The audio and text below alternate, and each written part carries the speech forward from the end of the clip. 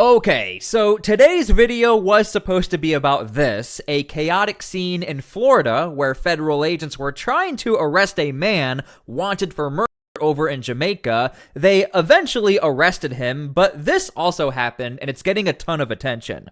Yesterday morning in DeKalb County, 3 shootings left 2 women dead and 1 man badly injured. So it turns out one of the victims is Lauren Bullis, a DHS employee. It's being reported by Homeland Security themselves. She was shot and stabbed while she was walking her dog by a citizen naturalized by the Biden administration. So if you are new here, on my channel we cover federal operations around the United States, usually having to deal with Homeland Security. And right now on the Homeland Security social media pages, this story is front and center as far as one of their employees being murdered. So we have a lot to dig into. Now real quick before we start, make sure to please like the video. It helps out a ton. And again, if you are new here, make sure to please subscribe because we cover cases like this every single day in detail and I don't want you guys to miss a thing. So we're going to first start with this case because it's a little shorter. This was posted by Homeland Security themselves just yesterday.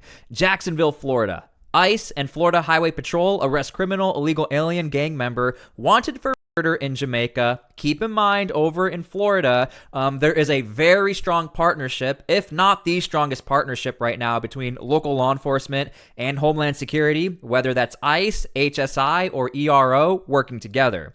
On March 31st, law enforcement conducted a targeted vehicle stop of Rhaegar Allen, a criminal illegal alien from Jamaica and a member of the Craigtown gang. Allen attempted to evade arrest, drag a FHP trooper by the car into a fence. The trooper was taken to a local hospital and treated for non-life-threatening injuries. This is just the latest in disturbing trends of vehicle attacks on law enforcement right now. Our brave ICE law enforcement officers are facing a 3,300% increase in vehicular attacks. One thing we have always noted on my channel is that whenever we see events like this, and obviously they're pretty common if the stat is 3,300, Homeland Security tends to blast that out and always shows this statistic, 3,300, which I do think will probably be going up the more and more these deportation operations occur throughout the United States. But we do have the raw footage to see what this looked like. So here's the raw footage and you'll see how fast this happens. The other thing I want to point out is on my channel, we've actually covered a ton of instances just like this where outcomes can differ. Some people end up getting defensive shots towards them. Some people come out extremely injured, but in this case, the only person that seemed to have been injured was the actual officer who gets dragged by the vehicle.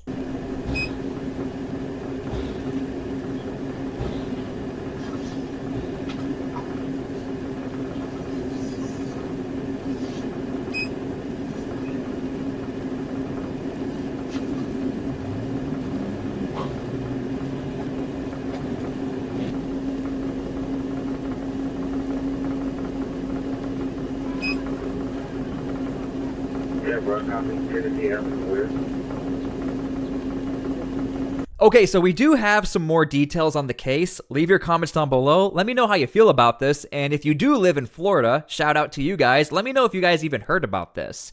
Again, this all happened on March 31st. Sometimes it takes time for these videos to surface if it is being posted by the federal government. So remember, I said in a lot of these outcomes, it can really vary depending on these types of situations. Homeland Security agents are well aware these vehicular attacks, they are dangerous in general, but specifically against ICE and within these deportation operations, we're at a 3,300% increase of this happening. So the likelihood of a vehicle being used against the Homeland Security agent in these types of operations is almost guaranteed when you look at the stats. But check this out, and I'm shocked nobody got hurt, as in like may have lost their life. At the time of his arrest, Allen possessed narcotics and a stolen handgun. So that off the bat right there is already escalation if that was seen right off the bat or if that weapon was drawn, of course. DHS is working with the U.S. Attorney's Office and the Florida Attorney General to prosecute Allen on multiple felony charges, including aggravated battery on a law enforcement officer, felony fleeing and eluding possession of stolen firearm, alien in possession of a firearm, illegal re-entry after deportation, and it turns out his initial apprehension happened in 2021. Check this out. Allen was first apprehended on December 12th, 2021 near San Ysidro, California. After attempting to enter the United States illegally, he was placed into immigration proceedings, issued a final order of removal on February 28, 2022, and removed from the United States on April 28, 2022. He chose to illegally re-enter the United States, a felony, at an unknown time and place. So let me know how you feel about this. If there is one crime we see the majority of the time for illegal immigrants being arrested and then getting highlighted on the DHS website or social medias, I think it would actually be this one, illegal reentry after deportation. We do see that a lot. So again, let me know how you feel about this case. And now let's get over to this next case, which is very sensitive right now. And I say sensitive because of the graphic nature of the case, so that's my disclaimer as we go through this. It's quite disgusting stuff and very sad stuff, actually. Counts. Now, yesterday morning in DeKalb County, 3 shootings left 2 women dead and 1 man badly injured. Police say flock camera footage traced 3 early Monday morning shootings back to 26-year-old Olaolukitan Adon Abel. This all started just before 1 o'clock in the morning when police say he shot a woman outside of Checkers multiple times. Police say she died in the hospital shortly after. Then less than 30 minutes later, police say he shot an unhoused man outside of a Brookhaven Kroger. That man is at Grady Memorial Hospital critically injured. And then just before 7, he shot and stabbed a woman walking her dog in her own neighborhood in Battle Forest Park. So again, we're talking about a young gentleman here, and we'll get into the details as far as who he is, because that is sparking a very big debate right now. This is a very, very graphic situation, a sporadic situation, and also a very confusing situation. Why would you do this? What's the intent? These 3 individuals are not connected as of right now, obviously. So what is happening here? A witness said she tried to help the woman, now identified as 40-year-old Lauren Bullis, but it was too late. I went because I I told my daughter, I said, go get a towel. And I was trying to help her. And I was like, help is coming, help is coming. I'm just glad I was there in her final moments. Yeah, and shout out to, her name is Tiffany. God bless you and your family. It's always good to see on my channel, or in general, the humanity of a human trying to love someone within their final seconds on Earth. So shout out to Tiffany, a loving neighbor who didn't even know who she was. Okay, so this was posted on the DHS website just 2 hours ago. It looks like DHS already has a ton of information for the public. Again, let me know how you feel about all of this. Citizen naturalized under Joe Biden brutally murders DHS employee Lauren Bullis.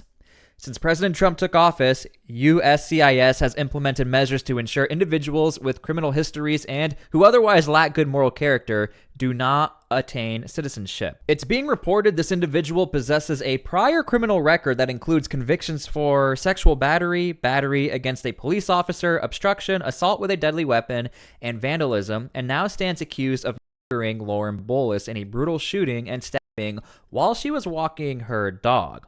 Abel has also been arrested for the murder of an unidentified woman who he reportedly shot outside a Checkers before randomly shooting a homeless man multiple times outside a Kroger. I mean, God bless their souls. Like, especially this. I hope he has some sort of family or there is some sort of support for this homeless individual.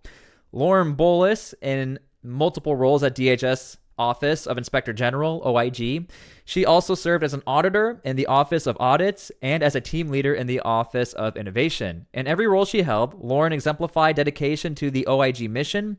Lauren approached her work with integrity, thoughtfulness, and commitment to excellence that strengthen our organization and the communities we serve. Beyond her professional accomplishments, Lauren was a bright spot for so many of the DHS community. She brought warmth, kindness, and a genuine sense of care to her colleagues each day. So, in my opinion, I do think this is going to be a very big test for DHS Secretary Markwayne Mullin. We haven't really seen too much of him or heard too much from him as far as aspects like this, where now he's going to be put in the national spotlight and he's going to have to respond to this. So what do I mean by that? Well, you guys probably already know. Homeland Security, when these types of situations happen, they look into the history. How did we get to this point and who do we blame? And as you guys can see, the first line, citizen naturalized under Joe Biden. So already we're seeing this blame shift to Joe Biden. By the way, I'm not saying it's wrong.